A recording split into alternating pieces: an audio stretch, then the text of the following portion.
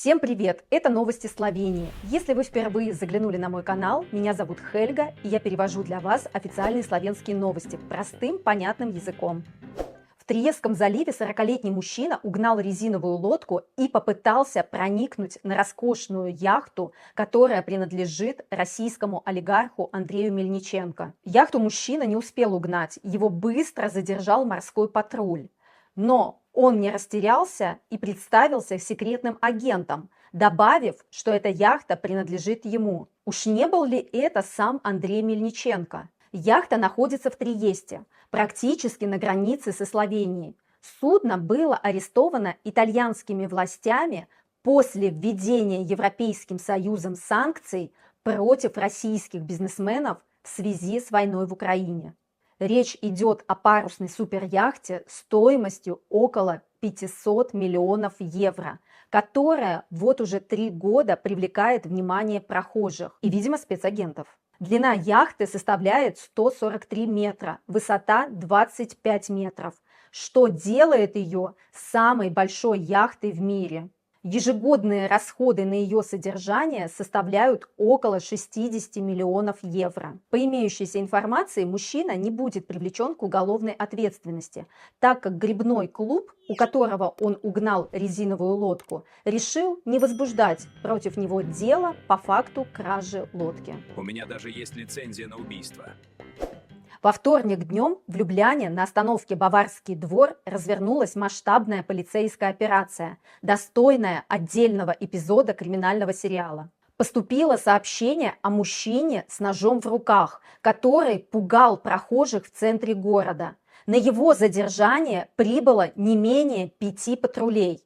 Судя по количеству патрулей, ситуация выглядела максимально серьезной. Задержанным оказался 36-летний гражданин Словении. По данным полиции, в этот же день мужчине удалось совершить мелкую кражу в магазине неподалеку.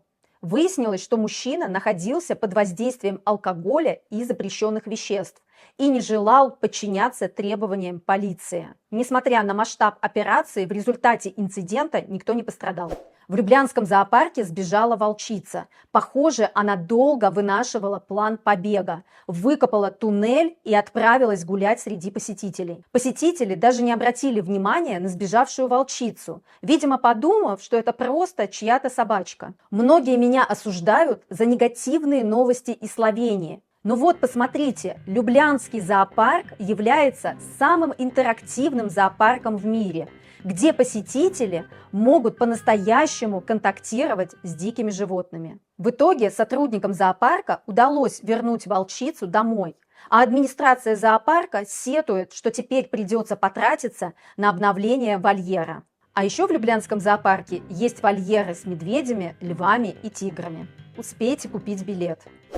Мужчина пришел на почту, чтобы разменять купюру номиналом 500 евро. Сотрудница проверила купюру, и она ей показалась поддельной. Она попросила мужчину предоставить свой документ и подождать приезда полиции. Услышав про полицию, мужчина, видимо, решил, что 500 евро – это не та сумма, ради которой стоит давать объяснение полиции, где он ее распечатал, и быстро покинул почту. Полиция отправила купюру в Национальную криминалистическую лабораторию, где установили, что купюра настоящая. Теперь полиция ищет мужчину, чтобы вернуть ему его деньги. Тем временем словенские комментаторы под этой новостью в Фейсбуке уже провели собственное расследование. По их мнению, это просто купюра в 50 евро, которой пририсовали лишний ноль. Оказалось, что многие словенцы даже не подозревают о существовании купюр номиналом в 500 евро.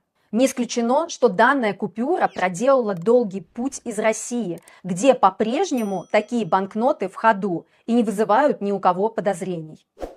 Один из сильнейших российских гроссмейстеров, Владимир Федосеев, открыто выступавший против российского вторжения в Украину, принял словенское гражданство, чтобы иметь возможность выступать в международных соревнованиях. В ответ российские власти лишили его всех почетных званий и титулов. Видимо, решили понизить его до шашиста. Теперь у словенцев есть отличный шанс выйти в мировые лидеры по шахматам.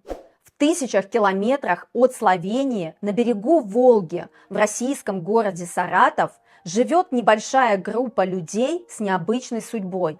Они потомки славянских военнопленных Первой мировой войны. Несмотря на то, что все они граждане России, свои корни и культурное наследие они не забыли. Эти словенцы по духу регулярно отмечают традиционные славянские праздники, читают на славянском, поют народные песни и даже выпекают классическую славянскую выпечку – патицу. Люди признают, что осознание своего славянского происхождения пришло к ним недавно. Для укрепления славянских традиций они создали общественную организацию, но жалуются на недостаток финансирования. Не исключено, что славянские потомки обратятся к своей исторической родине за помощью, а возможно и за гражданством. Надеюсь, они в курсе, что Словения не дает гражданства по корням, в отличие, например, от Израиля. Друзья, а если вы планируете переезжать в Словению и вам необходима помощь в оформлении всех необходимых документов, а также помощь в поиске жилья,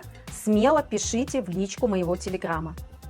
В Словении правительство одобрило законопроект запретить доступ детям младше 15 лет к социальным сетям. Цель закона – защитить детей от негативного влияния соцсетей. За нарушение запрета будут предусмотрены штрафы. Правда, размер штрафов и механизм контроля еще обсуждается. Интересно, как они будут это все контролировать?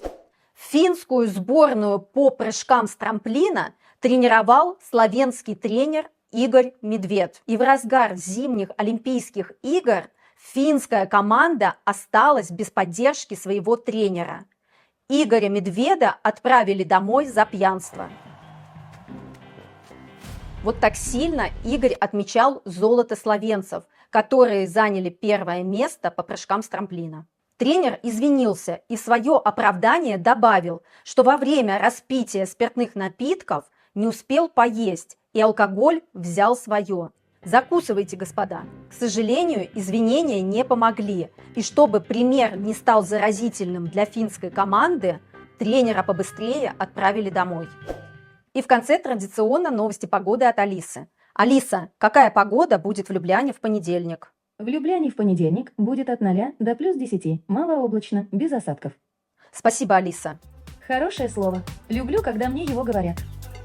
Друзья, на этом мои новости подошли к концу. Не забывайте, пожалуйста, ставить лайки, подписываться на канал и делиться своим ценным мнением в комментариях. Пока-пока, до новых встреч!